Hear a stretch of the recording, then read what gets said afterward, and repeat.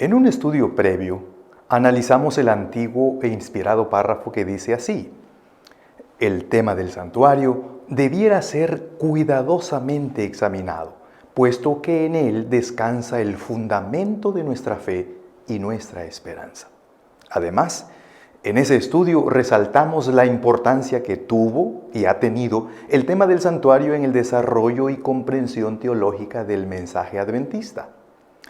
Para este estudio, y con el propósito de un análisis más avanzado, se pretende mostrar un diagrama que resume la historia del ministerio del santuario terrenal, desde su primer ensamblado en el desierto del Sinaí hasta su destrucción en ocasión de la invasión romana del año 70 después de Cristo.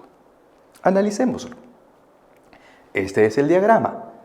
Como pueden ver, se trata de una línea imaginaria de tiempo que parte desde el año 1445 a.C.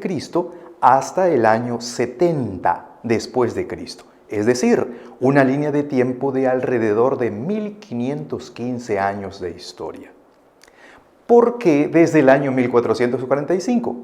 Porque esa es la fecha arqueológica más probable y mayoritariamente aceptada de la salida de Egipto, es decir, del éxodo israelita.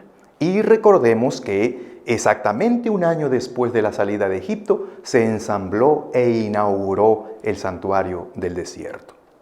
¿Y por qué hasta el año 70 después de Cristo?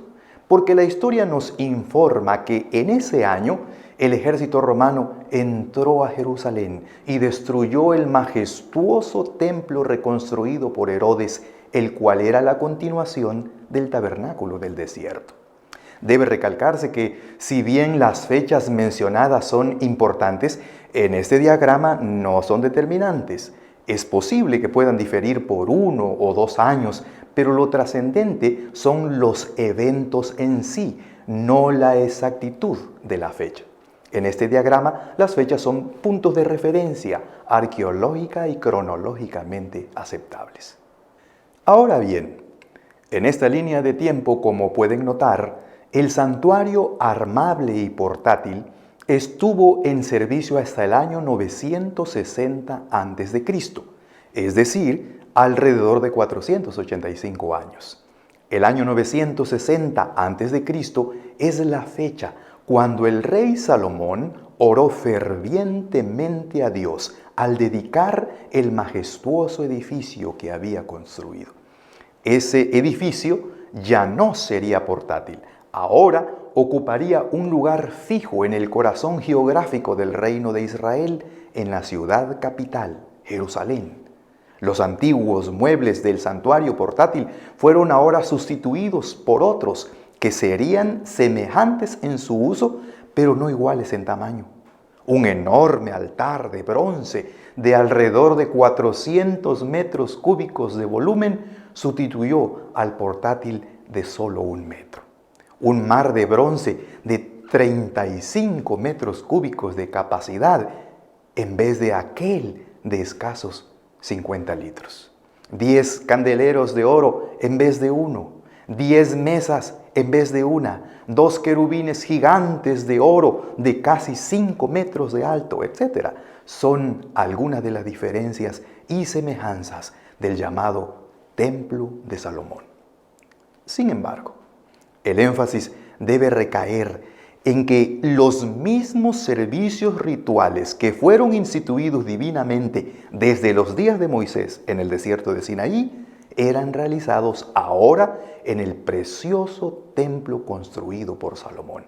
El continuo diario, los servicios mensuales, los rituales de las fiestas y la expiación anual prescritas por Dios mismo cambiaron de lugar, pero no de forma ni de significado.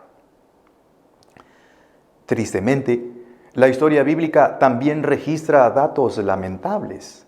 El templo de Salomón fue saqueado y destruido por los babilónicos en ocasión de la destrucción de Jerusalén en el año 586 a.C., que es una fecha también señalada en este diagrama. Y a partir de ese momento, los servicios rituales típicos del santuario fueron suspendidos temporalmente. El pecado de los gobernantes y del pueblo llegó a límites que provocaron la reprensión de Dios. Pasarían alrededor de 70 años hasta que el ministerio del santuario terrenal se restaurara, y esto fue por la obra de Zorobabel al regreso del exilio babilónico. Los servicios del altar fueron reinstaurados y la obra de la casa de Jehová fue reactivada. Así dice la palabra del Señor.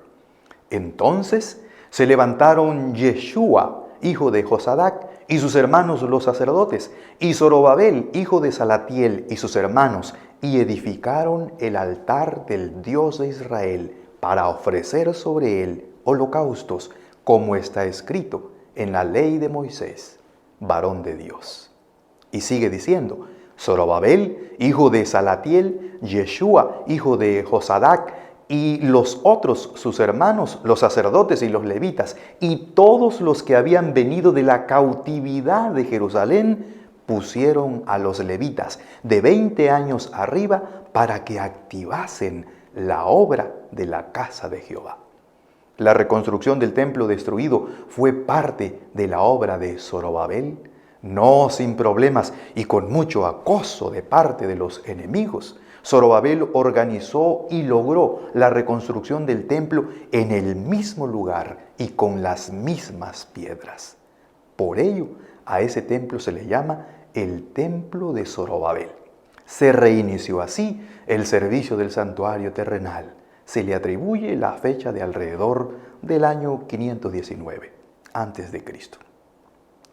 Hay una bonita reflexión propicia en el contexto de este templo.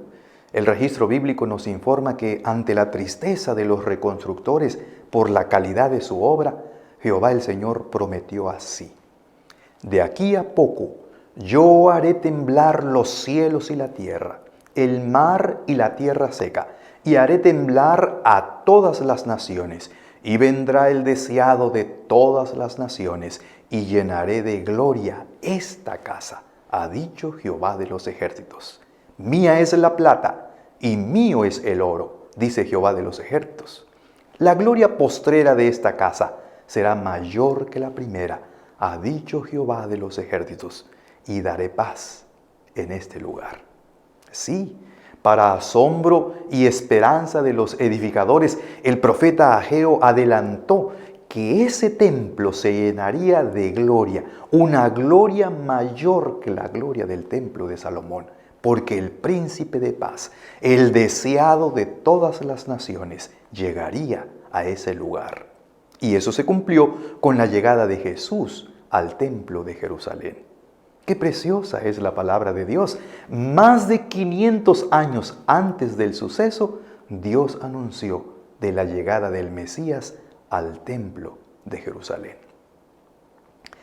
Ahora bien, el templo de Zorobabel recibió una remodelación antes de la llegada del Mesías prometido.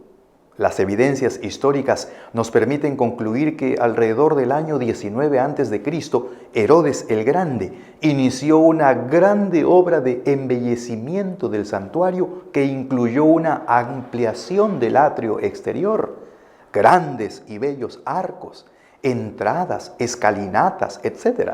Trabajos majestuosos que resultaron en atrios para mujeres, para israelitas y para gentiles por separado. Durante 46 años antes de la llegada de Jesús, Herodes propició grandes trabajos a favor del templo de Jerusalén. Es quizá por eso que se le llama el templo de Herodes. Sin embargo, ese templo también fue destruido. Esto sucedió en el año 70 de la era cristiana por el ejército romano.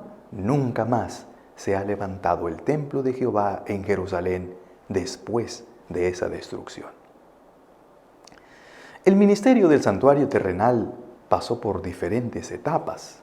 Estuvo alrededor de 480 años en tienda portátil y un poco más de 1000 años en el templo de Jerusalén. Pero el ministerio fue el mismo. En cualquier lugar y en cualquier fecha, la obra de Cristo en el plan de la redención se estuvo presentando en símbolos en el santuario terrenal. Ese era su ministerio, presentar en símbolos la salvación a través de Cristo. Previamente lo hemos citado.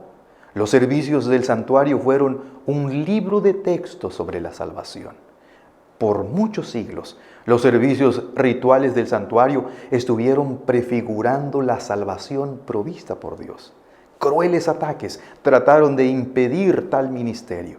A través de invasiones y destrucciones del santuario, Satanás procuró destruir esa enseñanza, pero no lo logró del todo. Hoy, como Iglesia Adventista del Séptimo Día, tenemos el privilegio de contemplar cumplidas gran parte de su tipología y gozar la esperanza y confianza en el cumplimiento de la parte que falta. Así, nos mantenemos con la confianza en lo escrito por la sierva del Señor. Ella dijo así: el pueblo de Dios ha de tener ahora sus ojos fijos en el santuario celestial, donde se está realizando el servicio final de nuestro gran sumo sacerdote en la obra del juicio, donde Él está intercediendo por su pueblo. Aún falta algo por cumplirse. Ese algo es nuestro objeto de estudio y el fundamento de nuestra esperanza. Por eso, con nuestros ojos fijos en el santuario celestial, con nuestra esperanza anclada en la intercesión de Cristo a favor nuestro, con nuestra fe puesta en la sangre derramada de nuestro Salvador y con nuestra vida en la tierra vivida conforme a la voluntad revelada de Dios, avancemos paso a paso a través del desierto de esta vida. Vamos con rumbo a la Canaán celestial. Dispongámonos a esta nueva oportunidad de reestudiar el santuario.